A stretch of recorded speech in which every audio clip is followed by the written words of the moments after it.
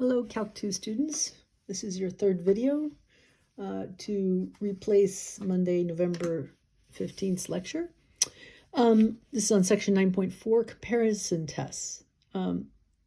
As your book points out very succinctly on page 616, there are lots of examples of series whose convergence we wouldn't be able to decide using just the geometric series,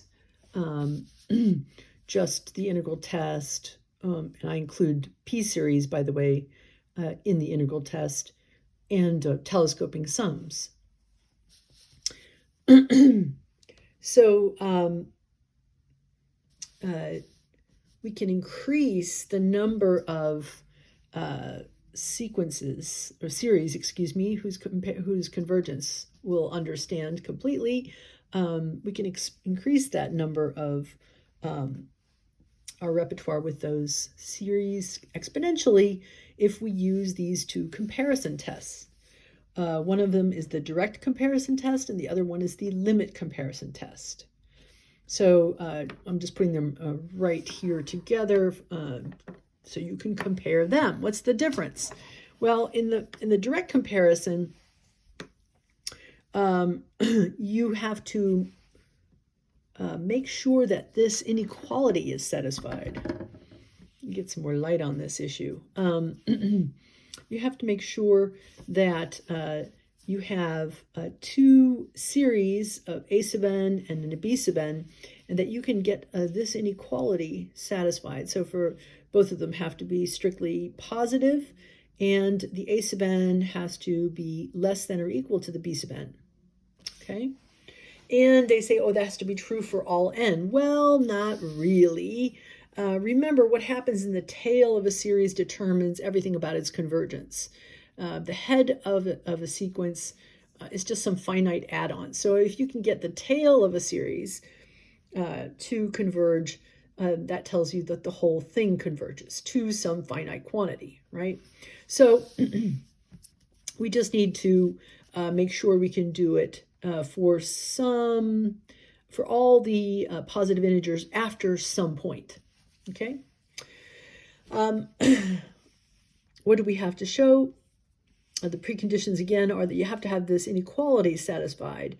The a sub n has to be trapped by b sub n, right? And if you get that, and it's also true that the larger series of b sub n's converges, then you can say that the smaller one, excuse me, must also converge, or vice versa. If you can show that the smaller one has been trapped by b sub n, but the smaller one diverges, then of course the larger one is going to have to diverge. In contrast, we have the limit comparison test, which just says if you have two positive valued series, the terms of the series are positive, but not necessarily one related to the other directly. And if you can show that in the limit of a sub n over b sub n, that limit is equal to some finite positive quantity, some finite positive real number, then you can say that either both of them converge or both of them diverge. Let's look at the proof of the limit of the direct comparison test.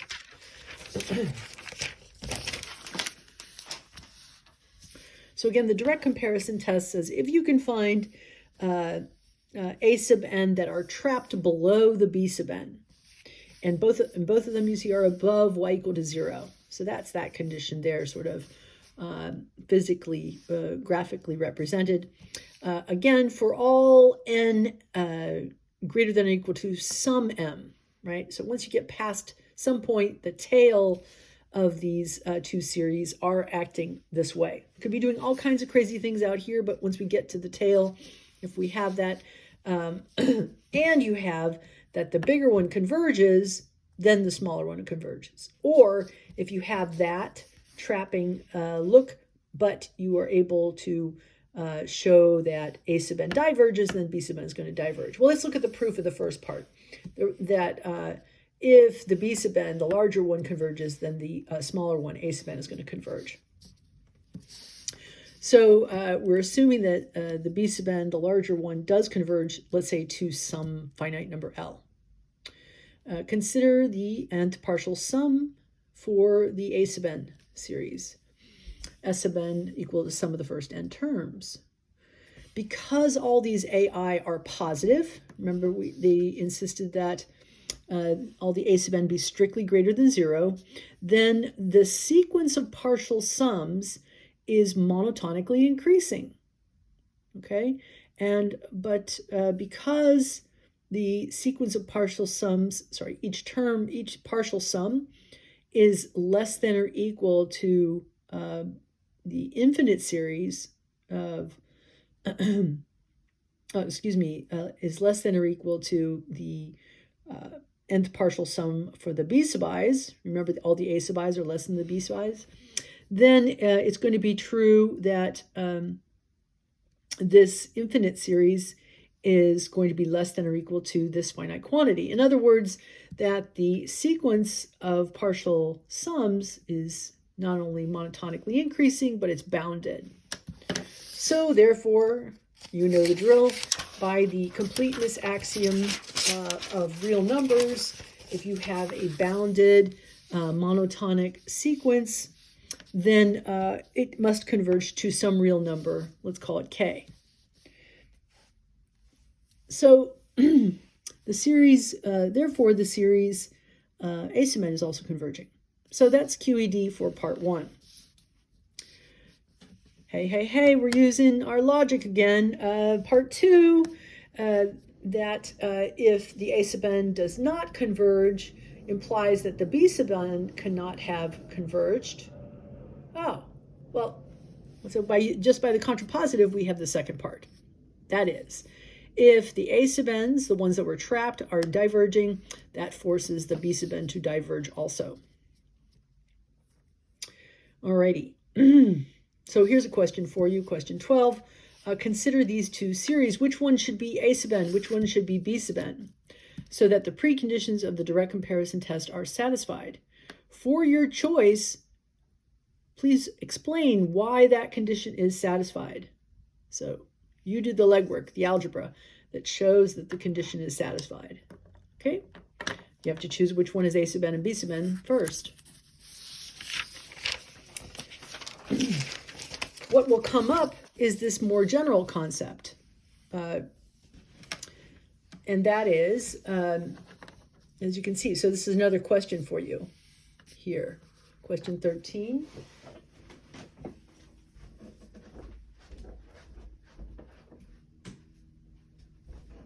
Hoping that sheds more light on the topic.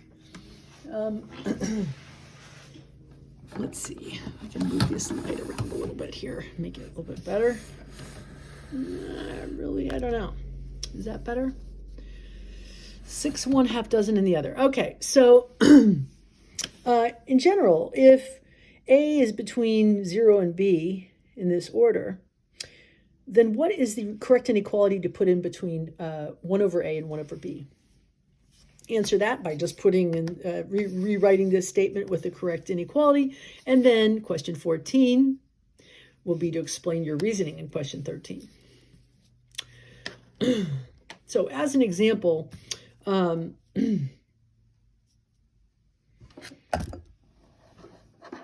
using the direct comparison test, let's look at problem number 9 in section 9.4, page 620. It says, use the direct comparison test to determine the convergence or divergence of the summation from n equal to 2 to infinity of ln of n over n plus 1. Why are they starting at n equal to 2? Well, for n greater than or equal to 2, you'll notice that n is strictly greater than 1. And if we consider looking at the related x values, if x is greater than 1, which is greater than 0, then if you add x to both sides of that, remember x is positive, then you'll have 2x is greater than x plus 1 is greater than 0. And of course, that gives us that 1 over x plus 1 will be greater than 1 over 2x, using your answer to questions 13 and 14 above. Or let's just flip that inequality around. 1 over 2x is strictly less than 1 over x plus 1. Notice that if we multiply both sides by the ln of x, which is always positive, for x values strictly greater than 1, right? If we had x less than 1, ln of x could be negative, right? That wouldn't be true. But if x is strictly greater than 1, I can multiply both sides by this non-zero quantity and get this. And therefore, I have, since that's true for all x greater than 1, it's going to be true for integers. Ln of 2n is strictly less than the ln of n over n plus 1 for all n greater than or equal to 1, i.e. all n greater than or equal to 2. You would think we'd be done fiddling with the indices, but that would not be the case. Problem number 9, section 9.4 is not yet done. We continue it here. The idea is to apply the good old integral test from the previous section on this function. But we can only do that if we had those 3 criteria, those preconditions satisfied. I should have made this a question for you guys to hand in. One of them is that this function has to be decreasing. If you look at f, to figure out whether a function is decreasing, it's a good idea to look at its derivative. Its derivative looks like this: 1 minus the ln of x over 2x squared. The denominator is positive. The numerator, we want this function to be decreasing, so we want this derivative to be negative. And it's only negative if x values are greater than or equal to 3. And why is that? Well, the ln of e, 2.718, is between the ln of 2 and the ln of 3. The ln of e is being 1. So we only pass that 1 barrier. We only get these ln of x's to be greater than 1 so that 1 minus it will be negative, so that the derivative is negative, so that the function is decreasing, so that we can apply the integral test. We only get that if n is greater than or equal to 3. So let's keep looking at 3 now. So if we look at if you apply the integral test to the ln over 2n from n going to 3 to infinity, since on that interval ln of x over 2x is continuous, positive, and decreasing, as the integral test requires, then we can look at the convergence or divergence of this integral as the convergence or divergence of that series. What does this equal? Well, ln of x, if you pull out that 1/2, you just have the ln of x times 1 over x dx, which is its derivative. And so antiderivative of that is going to look like the ln of x squared. We're taking the limit of it as b goes to infinity because that was an improper integral. And so if we evaluate it at b and 3, we get 1/2 times the limit of the ln of b squared minus the ln of 3, the quantity squared. And the ln of b is going to go to infinity because the ln function has as range the entire set of real numbers. So that integral busts open, it diverges, therefore the series diverges. Okay, and what were we actually trying to do? We were trying to compare this one to that one.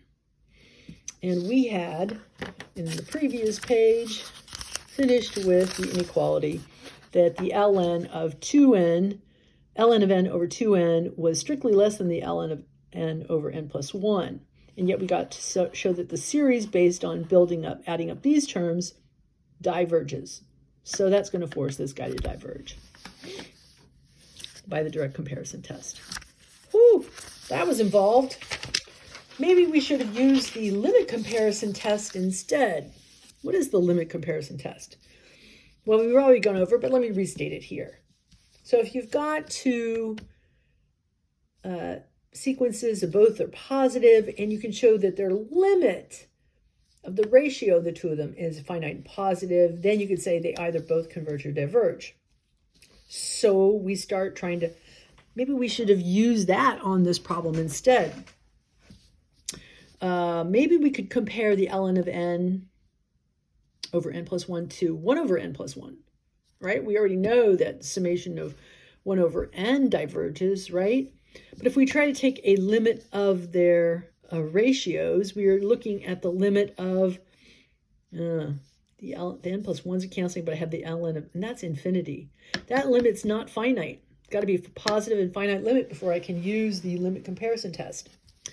So try again.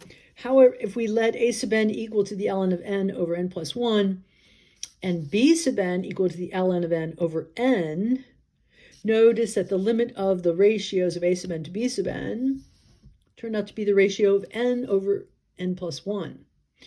Divide top or multiply top and bottom by 1 over n, and you've got 1 over 1 plus 1 over n. That in the limit is just the number 1. Yay, finite positive limit.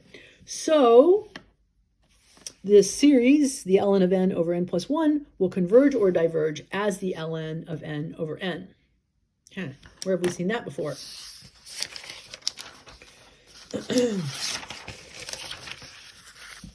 So since the ln of x over x, integral from 1 to infinity, is equal to 2 times the one we just spent a lot of paper actually proving that it diverges, then it's certainly going to diverge as well. So we would have still, if we'd tried limit comparison first, we still would have had spent a lot of time proving that this or that one diverges. So in the end, we get that since this one diverges, then that very similar one diverges. And I would say the conclusion is that it was probably a little less work if you use limit comparison than using the direct comparison test. But that's on this example. That's not always the case. All right, not always the case, but and here's a question for you. What 3 examples of series does the book show that the limit comparison test would be a lot easier to use than the direct comparison test? Find those 3 examples right there out of the book, please, and submit that with your other answers to the other 14 questions. Remember to submit those by end of the day on Monday in email. That might require several emails because it sounds like you're going to have several pieces of paper you're taking pictures of. So be it. Just make sure it's legible if you want to get credit for it. Alrighty. There might be another video coming by Sunday. I don't know. We'll have to see. But definitely these 15 problems are due by end of the day on Monday in my email box. Thank you.